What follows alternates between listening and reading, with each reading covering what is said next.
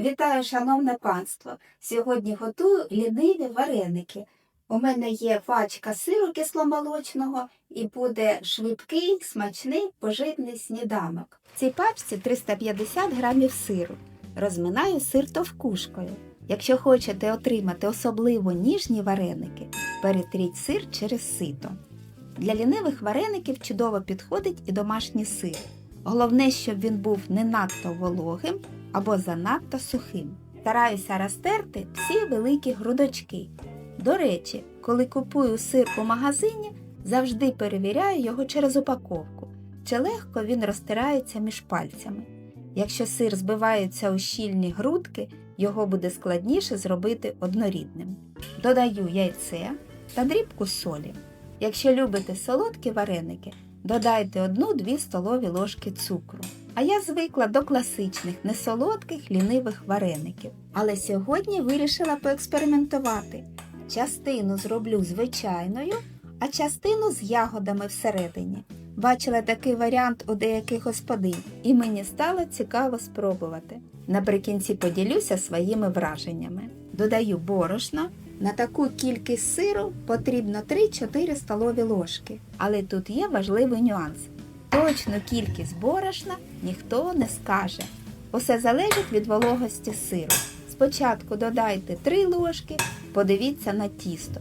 Воно має збиратися в м'яку грудочку, але не бути забитим борошном. Інакше вареники можуть вийти щільними. Ось таке тісто виходить. Якщо сумніваєтеся, зваріть для проби 2-3 вареники. Після цього одразу стане зрозуміло, чи потрібно ще трохи борошна.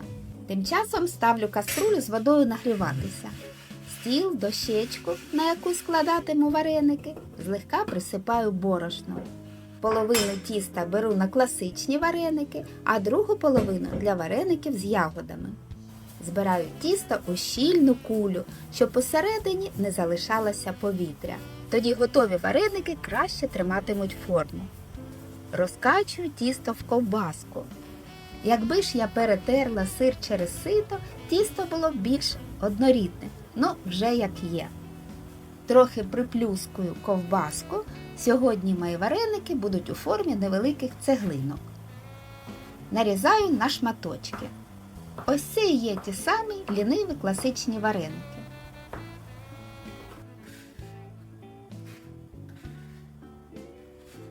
До речі, форму можна робити будь-яку. Дехто катає кульки і притискає їх виделкою. Вода вже закипіла. Підсолюю воду, ложкою роблю невеликий коловорот і обережно опускаю вареники.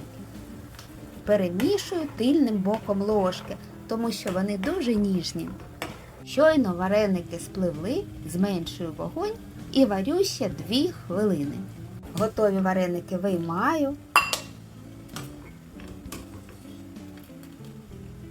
Одразу змащую вершковим маслом.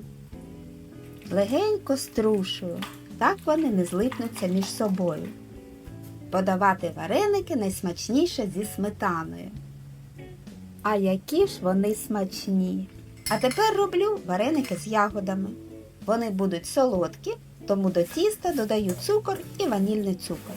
Для начинки у мене сьогодні лохина, сливи та заморожені вишні без кісточок. На Слобожанщині ліниві вареники з ягодами я не зустрічала. А у вас такі готують? Як вони називаються? Розкачую тісто в ковбаску, але цього разу нарізаю більші шматочки, адже всередині потрібно заховати начинку. Головне – добре закрити вареник, щоб увесь сік залишився всередині. Вишню використовую заморожену, так вона менше пускає сік під час ліплення. Варю вареники в тій самій каструлі. Ось вони вже готові. І що приємно, жоден не розвалився. Одразу змащую вершковим маслом, а для солодкого варіанту ще трохи посипаю цукром.